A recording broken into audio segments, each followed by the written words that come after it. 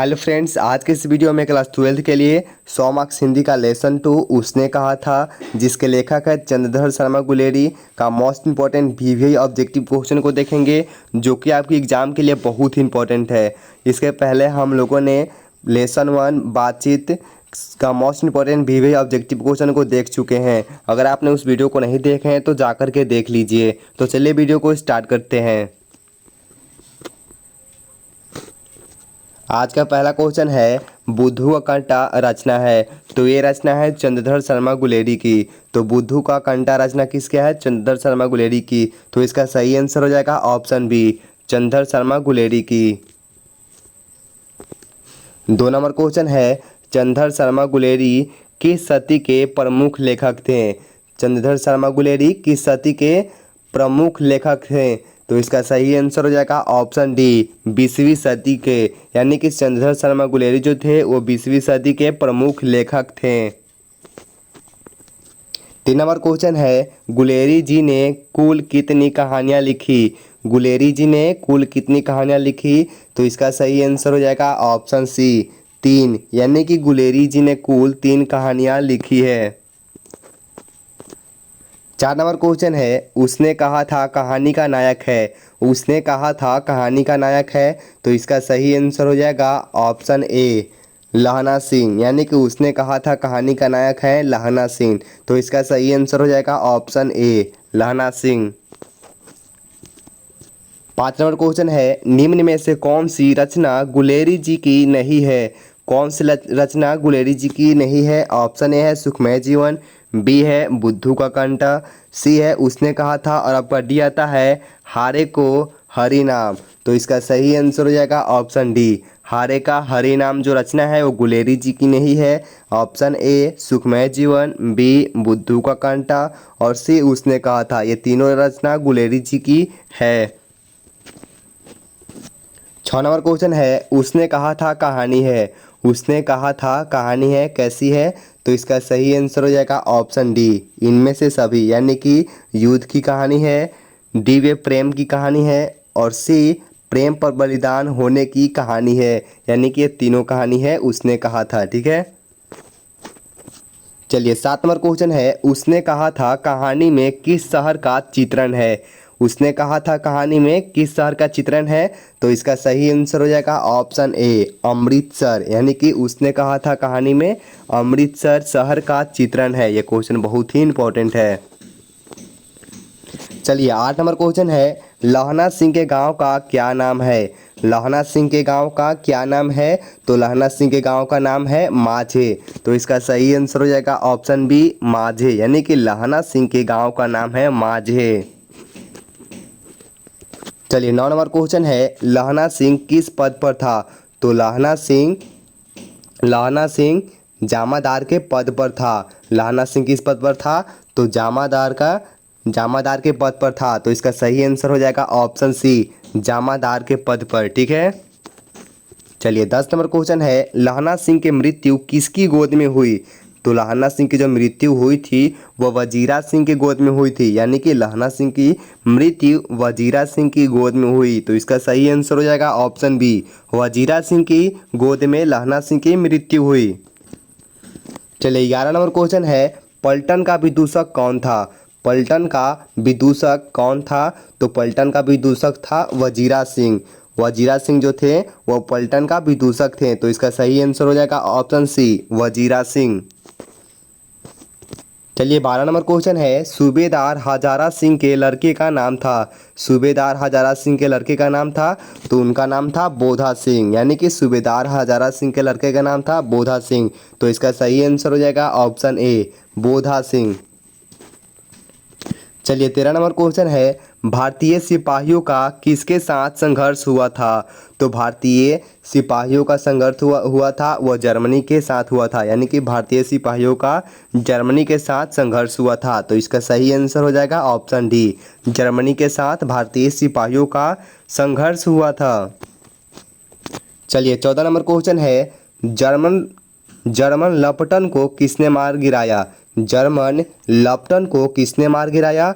तो लहना सिंह ने जर्मन लपटन को मार गिराया था। तो इसका सही आंसर हो जाएगा ऑप्शन सी, लहना सिंह। लाहना सिंह ने जर्मन लेफ्टिनेंट को मार गिराया? ये क्वेश्चन बहुत ही इम्पोर्टेंट है। चलिए अगला क्वेश्चन है, सिख राइफल्स के जमादार लाहना सिंह का नंबर क्या था? सिख राइफल्स के जमादार लाहना सिंह का नंबर क्या था? तो उनका नंबर था 77, यानी कि सिख राइफल्स के जो जमादार थे लाहना सिंह थे, उनका नंबर 77 था। तो इसका सही आंसर हो जाएगा ऑप्शन ए। ठीक है, चलिए अगला क्वेश्चन है, सरकार ने सूबेदार को जमीन कहाँ दी है? सरकार ने सूबेदार को ज़मीन कहाँ दी है? तो लालपुर में सरकार ने सूबेदार को ज़मीन दी है, लालपुर में। तो इसका सही आंसर हो जाएगा ऑप्शन डी, लालपुर में। लालपुर में सरकार ने सूबेदार को ज़मीन दी है। ठीक है, चलिए अगला क्वेश्चन है, गुलेरी जी का जन्म हुआ था? गुलेरी जी का जन्म कहाँ पे हुआ था? तो उनका जन्म हुआ था जयपुर राजस्थान में, यानी कि गुलेरी जी का जन्म हुआ था जयपुर राजस्थान में, गुलेरी जी का जन्म हुआ था। तो इसका सही आंसर हो जाएगा ऑप्शन बी, जयपुर राजस्थान। ठीक है, चलिए अगला क्वेश्चन है, सुखमय जीवन किसकी रचना है?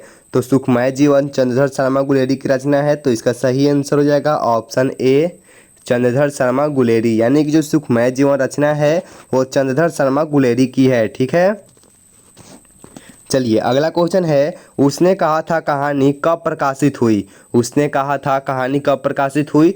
तो ये 1915 में प्रकाशित हुई थी, उसने कहा था। ठीक है, उसने कहा था कहानी 1915 में प्रकाशित हुई थी।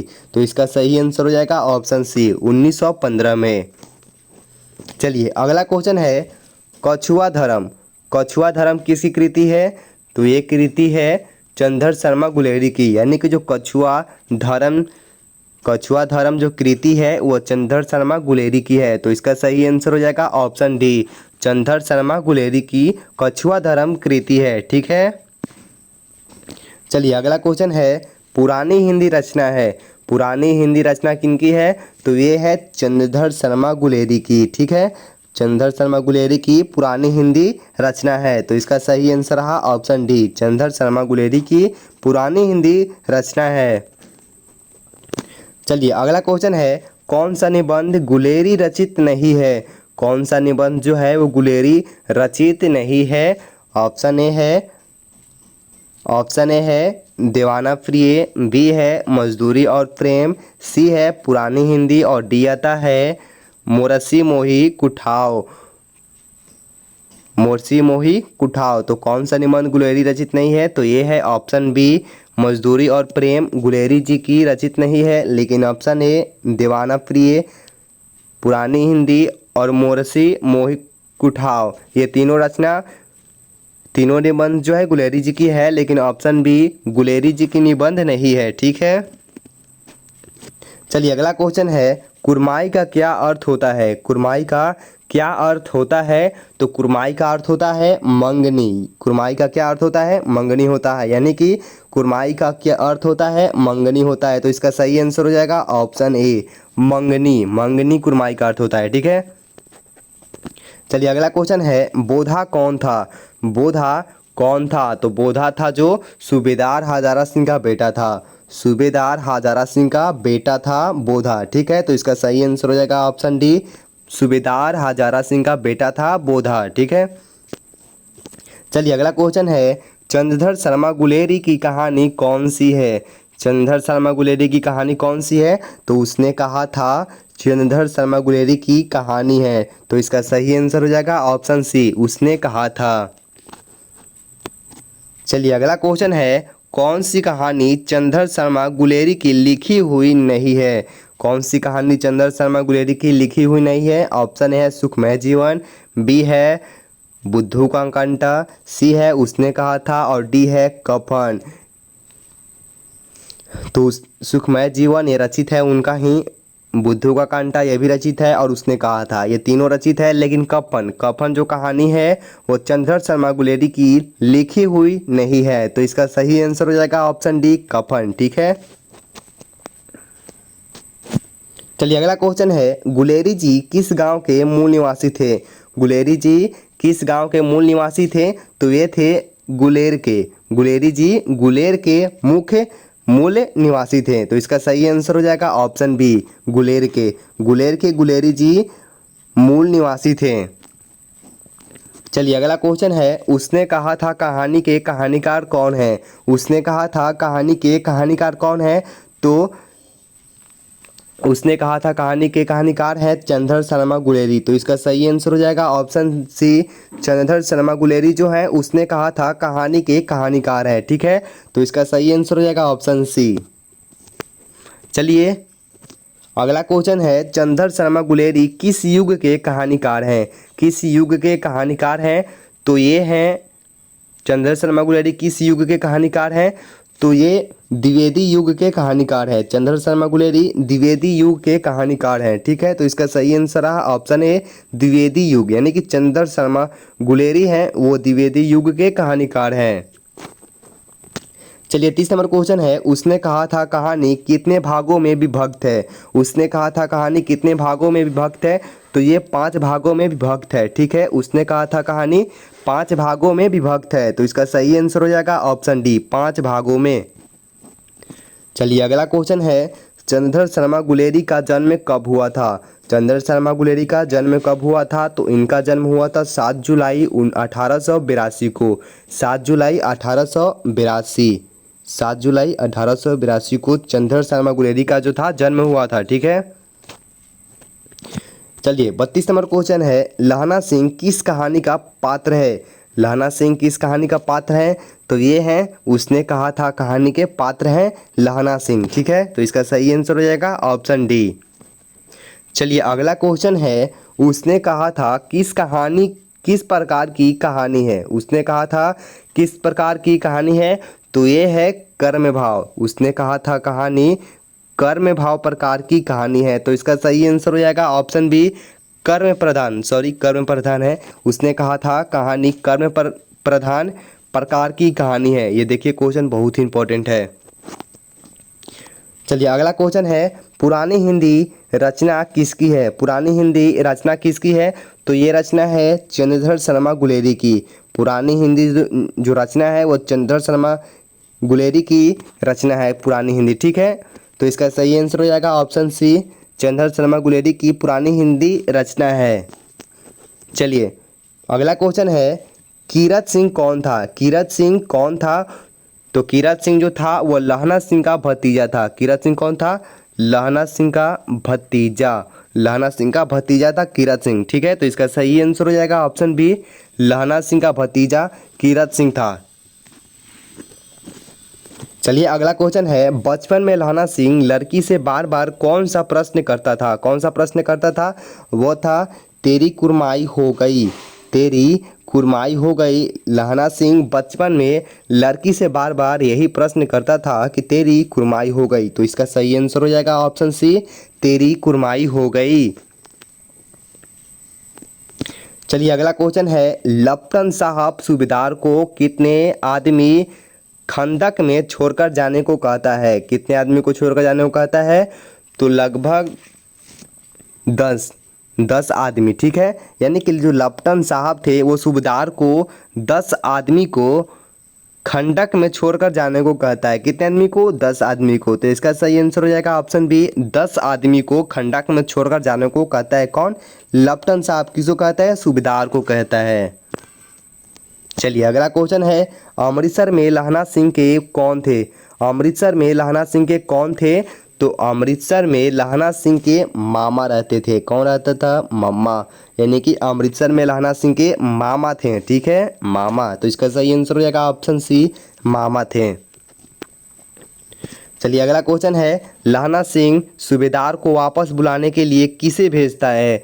लहना सिंह सूबेदार को वापस बुलाने के लिए किसे भेजता है, तो बोधा सिंह को भेजता है। यानी कि लहना सिंह सूबेदार सिंह को वापस बुलाने के लिए बोधा सिंह को भेजता है। तो इसका सही आंसर हो जाएगा ऑप्शन बी, बोधा सिंह। यानी कि लहना सिंह सूबेदार को वापस बुलाने के लिए बोधा सिंह को वापस भेजता है। ठीक है, चलिए अगला क्वेश्चन है, सूबेदारनी ने अपने पति एवं पुत्र की रक्षा के लिए किससे कहा। ठीक है, सूबेदारनी जो थी वह अपने पति एवं पुत्र की रक्षा के लिए किसको कहा था, तो वो कहा था लहना सिंह को। लहना सिंह को सूबेदारनी ने अपने पति एवं पुत्र की रक्षा के लिए कहा था। तो इसका सही आंसर हो जाएगा ऑप्शन बी, लहना सिंह से कहा था। ठीक है, चलिए अगला क्वेश्चन है, लहना सिंह का सिर अपनी गोद में लेकर कौन बैठा था? लहना सिंह का सिर अपने गोद में कौन लेकर बैठा था? तो वो था वजीरा सिंह। वजीरा सिंह थे, वो लहना सिंह का सिर अपनी गोद में लेकर बैठा था। ठीक है, तो इसका सही आंसर हो जाएगा ऑप्शन सी, वजीरा सिंह।